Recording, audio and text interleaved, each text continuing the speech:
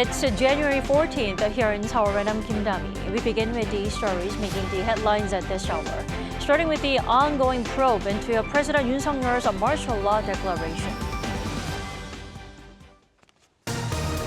Investigators, the police, and the presidential security team held talks on Tuesday upon police's request and discussed the warrant to detain the impeached president ahead of the investigators' second attempt to do so. And President Yoon's impeachment trial kicks off with the first hearing scheduled for Tuesday afternoon.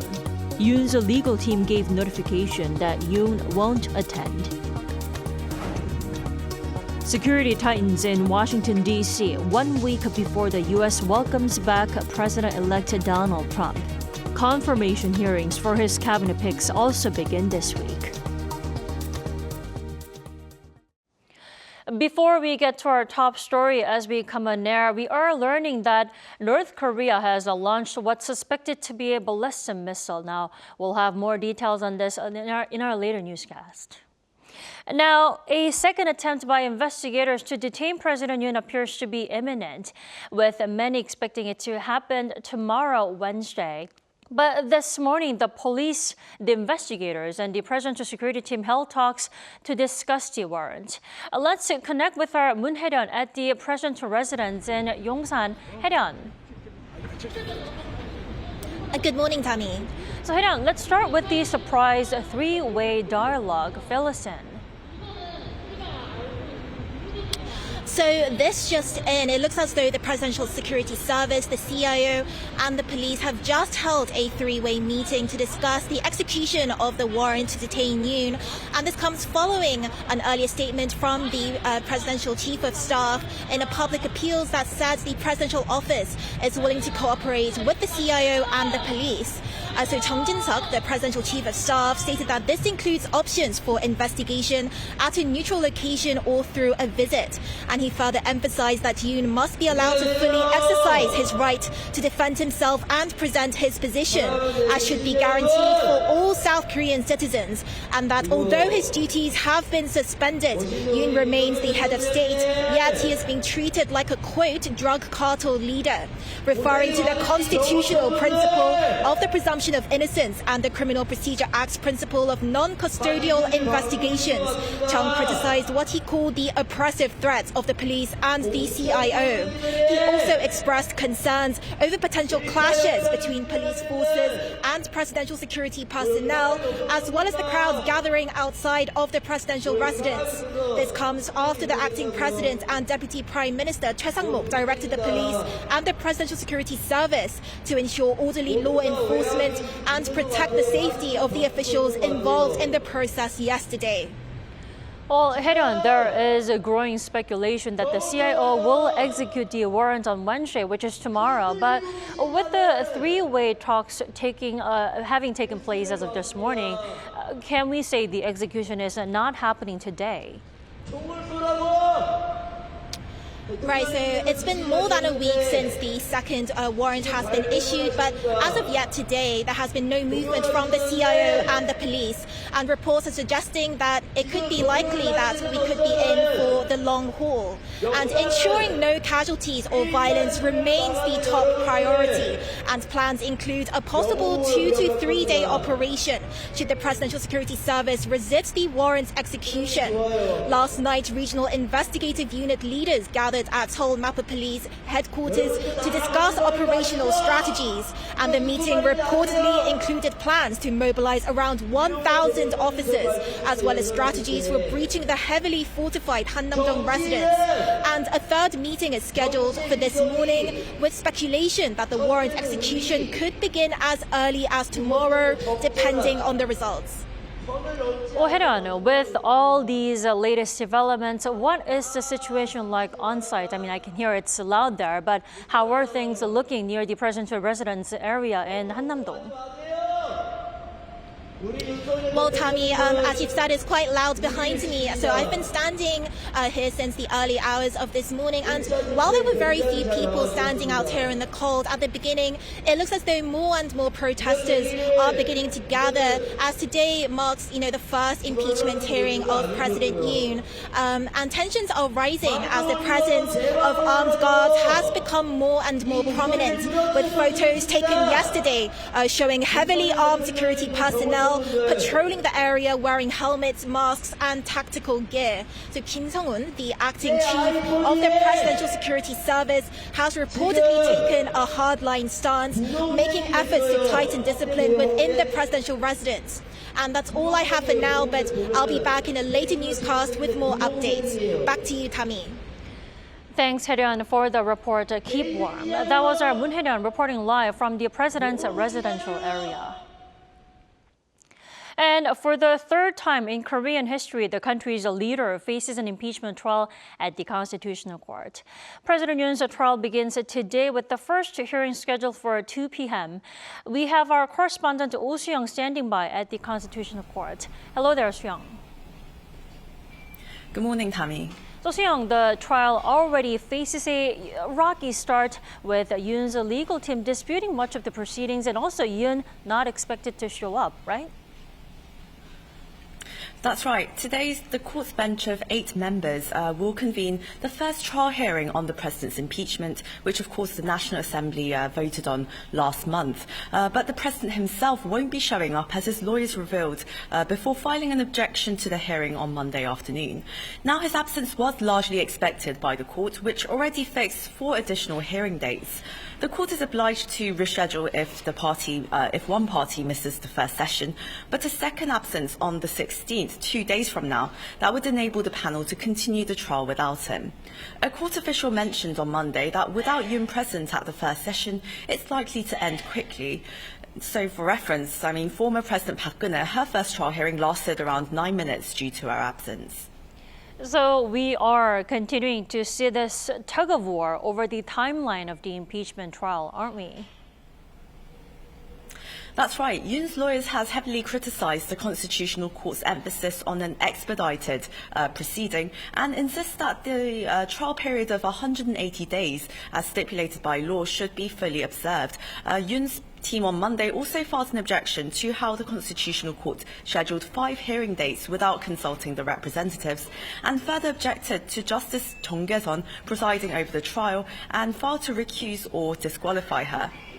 Yoon's lawyers say that Chung, who was appointed earlier this month, has links to the opposition Democratic Party, and her husband is associated with former Chief Justice Kim Il-soo, who is on the National Assembly's panel of lawyers trying to impeach Yoon. Under the Constitutional Court Act, a party may file a motion to recuse a justice under circumstances that make it difficult to expect a fair trial. The Civil Procedure Act stipulates that the trial procedures must be halted until the recusal motion is resolved. However, the court can dismiss the motion if it deems that it was filed solely to delay the proceedings. Now, to discuss the recusal request, the court's acting Chief Justice has decided to convene a meeting as we speak, beginning at 10 a.m. Well, now that's even before the official arguments begin. Not much progress on the guidelines for the trial either. That's right, Tammy. So President Yoon's lawyers and the National Assembly, they failed to narrow their differences during the 2 pre-trial hearings that were held, where they should have set out the grounds for impeachment and also drawn up lists of evidence and witnesses they wish to draw upon throughout the trial. And there are various sticking points that remain unresolved. First, Yoon's team says that the National Assembly's panel removing charges of insurrection as a main argument for impeachment makes no sense, as the Assembly's motion to remove him from power cited insurrection as a major reason. They said the National Assembly must vote on impeachment again without insurrection charges. If not, it should retract its withdrawal statement. Now, the Constitutional Court is expected to rule on this matter. Second, there's the issue of whether the proclamation of martial law constitutes an act of state, as Yoon's lawyers insists that his executive powers as president allowed him to do so and is not subject to judicial review. The National Assembly counters this, saying that the martial law decree was illegal. So the court must, of course, determine whether or not the decree was indeed an act of state. Also, Yoon's team filed an objection to the court's decision to obtain records from ongoing trials and criminal investigations over the martial law, arguing that it violates the Constitutional Court Act. So on top of the procedural complaints raised by the team, observers note that these challenges, if accepted by the court, could delay the trial's progression.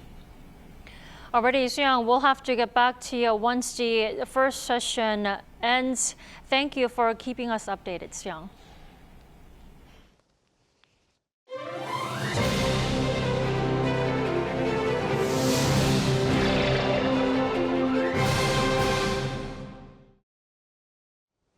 With just 1 week to go until the launch of the second Donald Trump administration, the U.S. Capitol is preparing for the inauguration with security greatly strengthened in the area. Lee Seung-jae has more.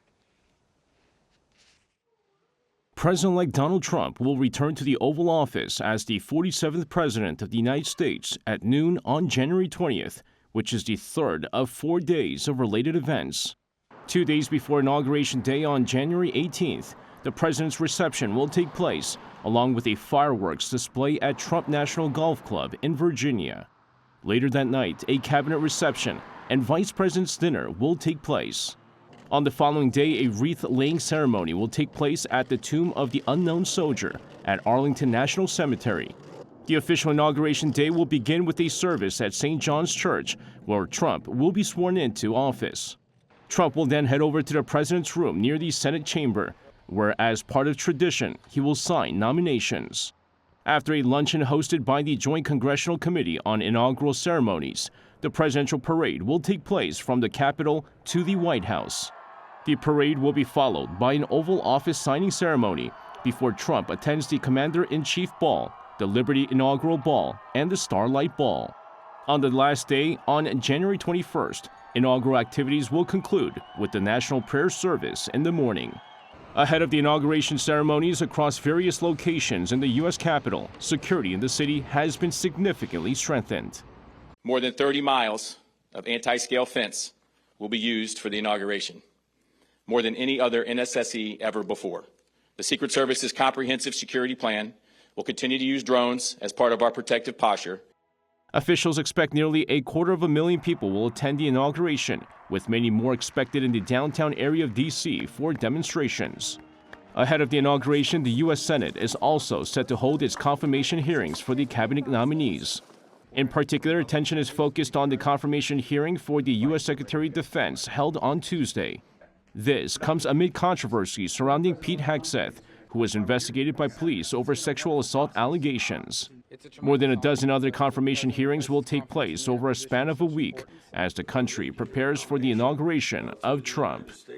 Lee Seung-jae, Arirang News. Now, the U.S. has imposed new restrictions on AI chip exports, aiming to block advanced chips from reaching China, which has strongly opposed the decision. Shin Ha-young has the details. With just a week left in office, the Biden administration on Monday announced new export restrictions on artificial intelligence chips. The new rule exempts 18 allies, including South Korea, Japan, and the UK, while introducing additional measures to block China's access to such tech. A total of 22 so-called Tier 3 countries, including China, Russia, and Cuba, are already barred from purchasing advanced chips and will be newly subject to restrictions on the sale of closed-weight AI models. North Korea is also banned. Another key change is that entities in countries that are considered neither allies nor adversaries will now face new caps on the amount of computing power they can purchase. Non-verified end-user entities located outside of close allies can still purchase large amounts of computational power, up to the equivalent of 50,000 advanced graphics processing units, which are used to power data centers needed to train AI models. Those meeting security requirements and based in countries that are not of concern can apply for national verified end-user status, allowing them to purchase up to 320,000 advanced GPUs over the next 2 years. The new regulations are seen as ways to block China from building AI capabilities in third countries like in Southeast Asia and the Middle East, or from importing AI chips with U.S. technology from those countries. Regarding the announcement, China's Ministry of Commerce criticized the move, saying it creates obstacles for third parties engaging in normal trade with China. U.S. AI chip giant NVIDIA saw its stock drop on Monday due to fears of reduced export volumes.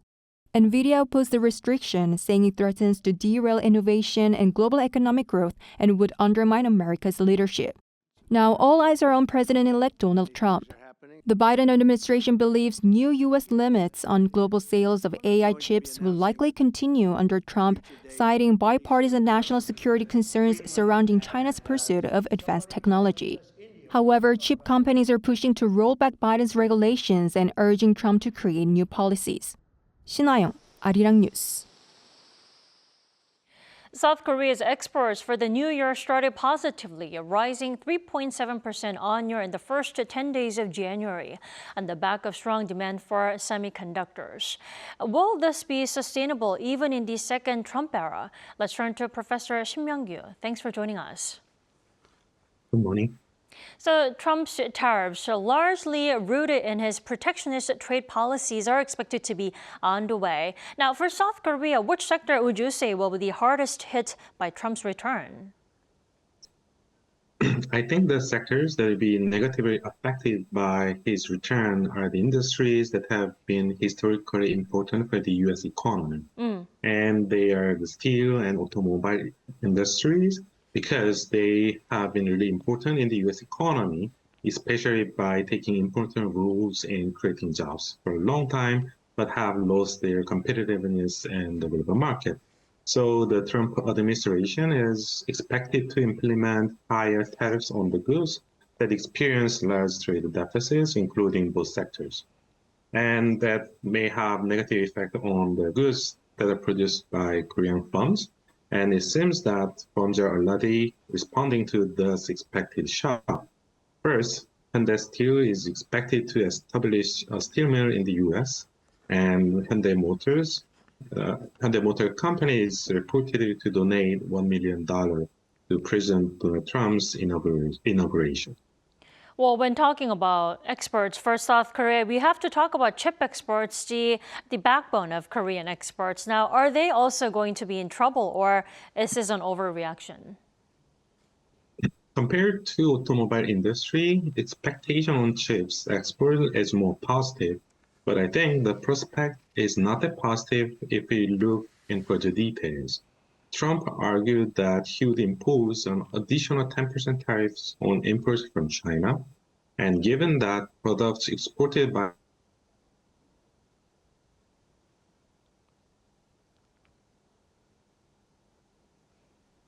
So it sounds like we are having some technical difficulties. We were connecting with Professor Shin Myung-gyu over how Trump era will influence South Korean exports.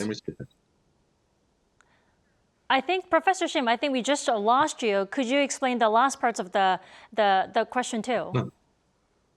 Okay, so the Samsung and SK Hynix are operating fabs in China, and such products can be restricted by the US or can be applied higher tariff rates.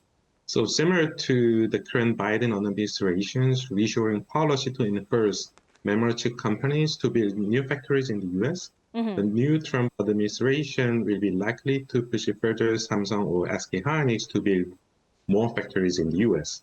So one relief is that both Samsung and Hynix can receive subsidies from the US government because they have already planned to build new factories in the US. But we need to wait more until the uncertainty that Trump might repeal such a bill to pay subsidies, because he does not seem to favor such a policy. Definitely. Now, diversifying export markets is being touted as a solution to handle Trump's aggressive tariffs. Professor Shim, would you say that's the ultimate solution, or is there any other way out? Yes, it can be definitely one solution by expanding exports in the sectors that are not particularly important or produced in the US. In my opinion, additional strategies that we can take is to go to the basics. For instance, the government should help firms to produce more competitive items. And that can be achieved by pushing firms to put more resources on R&D and reducing barriers to enter.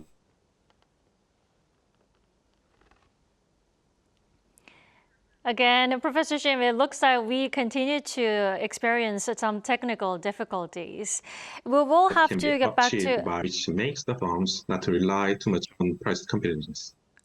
Alrighty, Professor Shim, we just lost you again, but I'll let you go with one last question. Can we say Trump's return will, on the other hand, offer opportunities for Korea's arms exports, the defense sector?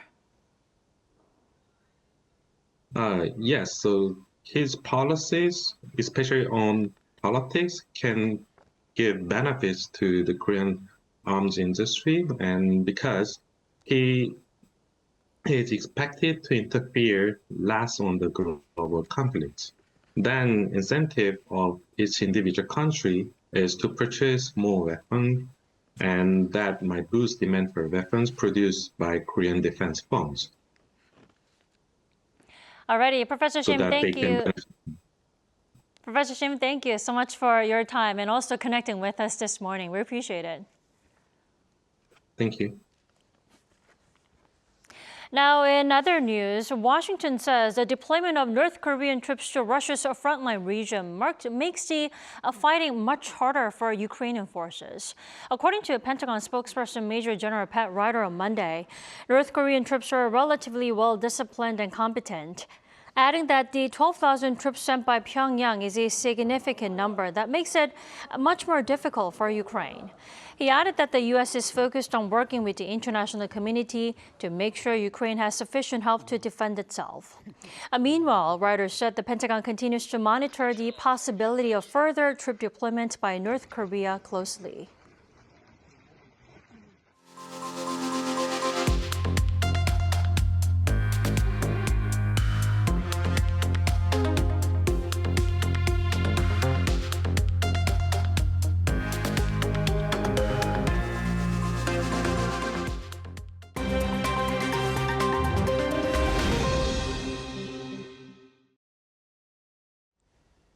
Good morning, I'm Choi Ji-hee, and this is The World Now. Starting with the Israel-Hamas ceasefire talks, mediators, including officials from Qatar, Egypt, and the United Nations, have reportedly handed over on Monday local time a final draft of a deal that could end the conflict in Gaza.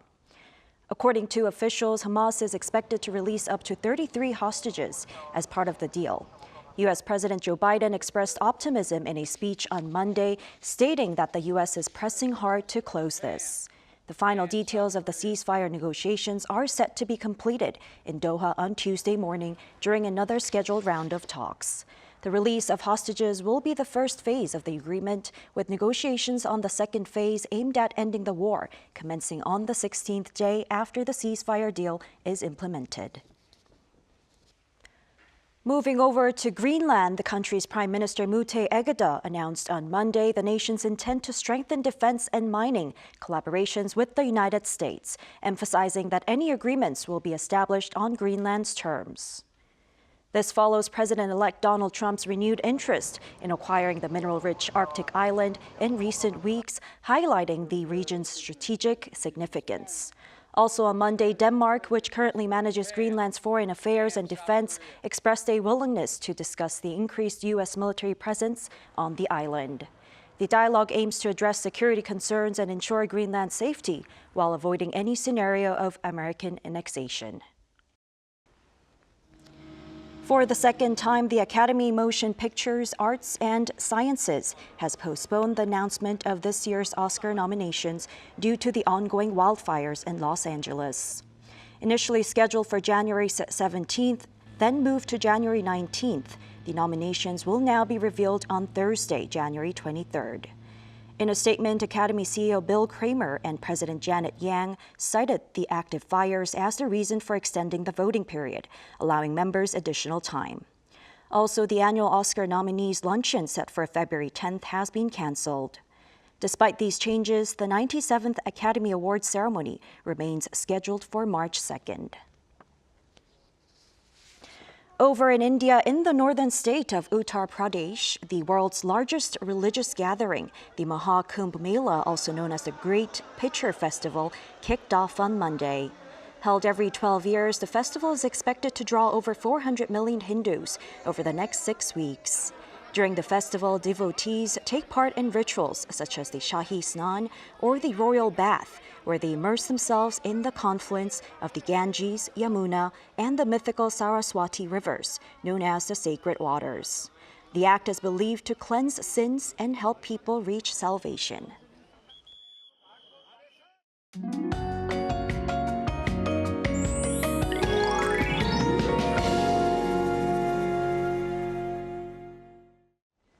The capital area woke up to icy road conditions as yesterday's snow and freezing rain made their way across the capital. There will be more snow in the east of Gyeonggi-do and Gangwon-do through this morning, with up to 5 centimeters in the forecast, with a heavy snow advisory being issued. The cold snap takes a short break today with much more comfortable temperatures, but they will go back below norms tomorrow.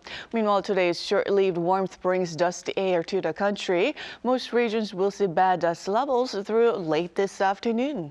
After the highs will be 2 to 4 degrees higher than yesterday, topping out at 6 degrees in the capital, Daegu and Gyeongju at 11 degrees. Mostly cloudy skies are expected for much of Korea. That a sharp drop in temperatures overnight could bring back cold advisories to the country. Jeju and Jeollado provinces could see a wintry mix midweek. That's Korea for you, and here's a look at the international weather conditions.